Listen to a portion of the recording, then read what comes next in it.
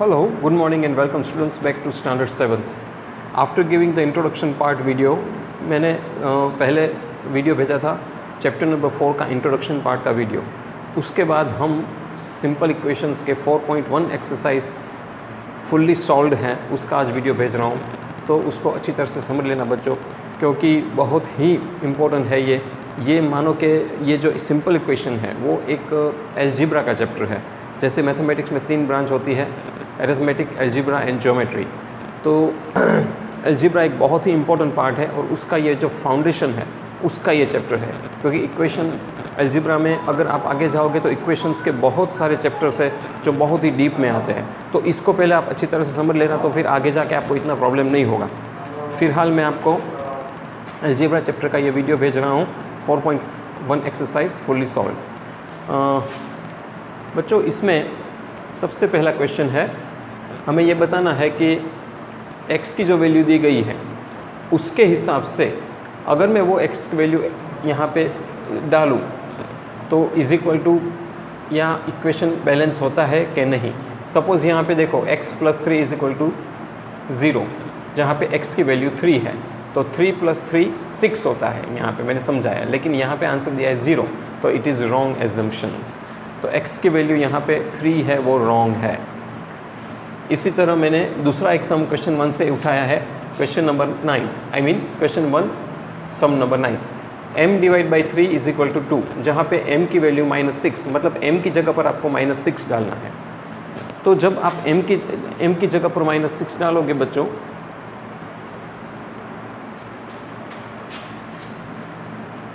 तो आपको देखना है कि क्या वो वैल्यू मिलती है जो यहाँ पे बताया है, मतलब आंसर 2 आता है।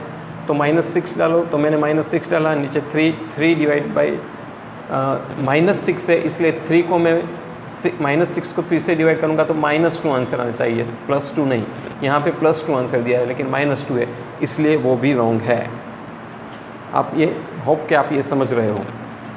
अब क्वेश्चन नंबर 2 देखिए, जिसमें n + 5 = 9, जहाँ पे n की वैल्यू 1 दी गई है। तो क्या ये करेक्ट दी गई है, वो हमें वैल्यू डालकर बताना है। तो n की जगह पर मैं 1 डालूंगा तो 1 + 5 6 होगा, लेकिन यहाँ पे 19 दिया है, so it is absolutely wrong, totally wrong है।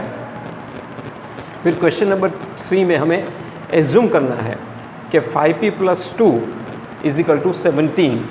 तो ट्रायल एंड एरर मेथड से हमें करते रहना है और p की ऐसी वैल्यू में डालूँ यहाँ पे कि दोनों तरफ = कि LHS साइड और RHS साइड 17 आ जाए। तो डेफिनेटली मुझे सोचना पड़ेगा कि p की कौन सी वैल्यू डालूँ। तो p की अगर मैं 3 लूँ वैल्यू, क्योंकि इन दोनों के बीच में मल्टीप्लिकेशन के रिलेशन है, तो 5 3 = 15, 15 + 2 17। हाँ, तो LHS साइड भी 17 आया, RHS साइड 17 है। दैट मीन्स के अगर मैं p की वैल्यू 3 डालूंगा तो ही ये इक्वेशन बैलेंस होगा। सो आई हैव टू टेक 3। ऐसे बहुत दूसरे सम है क्वेश्चन नंबर 3 से, वो आप सॉल्व करके दिखाना। क्वेश्चन नंबर 1 में भी बहुत सारे सम है, वो होमवर्क में डाल देना। क्वेश्चन नंबर 2 में भी मैंने यहाँ पे एक सम सॉल्व करके आपको भेजा है।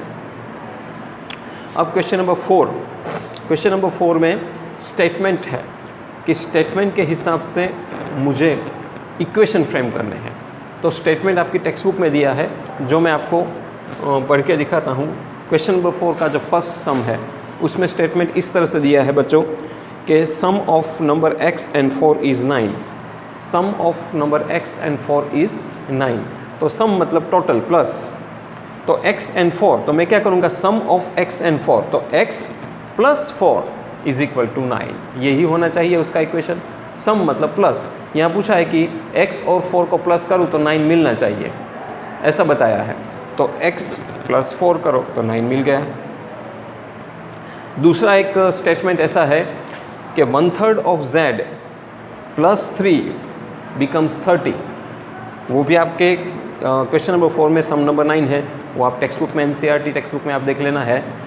तो z/3, क्योंकि 1/3 of z becomes z/3, 1/3 of z, क्योंकि 1/3 मतलब क्या, 1/3 × z, तो z1 z, मतलब मैं डायरेक्टली z/3 लिखूँगा तो चलेगा। तो z/3 + 3 = 30, इक्वेशन बन गया। तो इसी तरह से बाकी के सम आप होमवर्क में डाल दीजिए, वही स्टेटमेंट से आपको इक्वेशन बनाने हैं।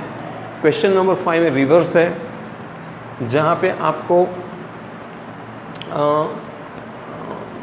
इक्वेशन दिया है और स्टेटमेंट बनाना है।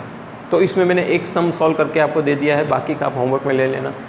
दिया यही है कि p और p + 4 = 15 ऐसा बताया है, तो मैं उसका स्टेटमेंट फॉर्म में यही लिखूंगा, सम ऑफ p and 4 = 15, राइट। बिल्कुल इसका रिवर्स करना है, इक्वेशन दिया है और स्टेटमेंट बना दो, स्टेटमेंट दिया हो तो इक्वेशन बना दो, वेरी सिंपल। और क्वेश्चन नंबर 6 में मैंने वही दिया है कि आपको इक्वेशन बनाना है स्टेटमेंट से। तो यहाँ पे क्वेश्चन नंबर 3 में इक्वेशन इस तरह से बनेगा, 2l + 7 = 87। तो एक्चुअली ये इक्वेशन मैंने बनाकर यहाँ पे भेज दिया है, क्वेश्चन आप पढ़ लेना, आपकी टेक्स्ट बुक में है, NCERT टेक्स्ट बुक में क्वेश्चन नंबर 6 में वो समझाता हूँ कैसे हुआ। अब पहले तो मुझे ये आपको third question, the teacher tells the class that the highest marks obtained by a student in her class is twice the lowest mark. Teacher ने क्लास में ये समझाते हुए कहा कि जो हाईएस्ट मार्क जिसको मिला है क्लास में, वो जो सबसे लोवेस्ट मार्क है उसका दुगना +7 है। तो लोवेस्ट मार्क को L लेना है। तो यहाँ पे मैंने इक्वेशन फ्रेम करने के लिए क्या किया, पहले लोवेस्ट मार्क के लिए L लिया, ट्वाइस द लोवेस्ट मार्क मतलब 2 टाइम्स, तो 2 लगाया, इसका डबल हुआ, ट्वाइस मतलब डबल, तो 2L + 7 तो 7 = 87। तो हाईएस्ट मार्क 87 था, लेकिन उसने क्या डायरेक्ट नहीं बताया, इस तरह से एक प्रॉब्लम सम क्रिएट करके हमारे सामने पेश किया और फिर बताया। तो बाकी के सम भी ऐसे है और 3-4 सम है, वो आप होमवर्क में कर लेना बच्चों। इसके साथ ही मैं 4.1 एक्सरसाइज यहाँ पे कंप्लीट हो गया। कोई डाउट हो तो मुझे ग्रुप में ज़रूर बताना, मैं सॉल्व करके वो सम भेजूँगा। फिलहाल इतना ही। Thank you very much for listening me.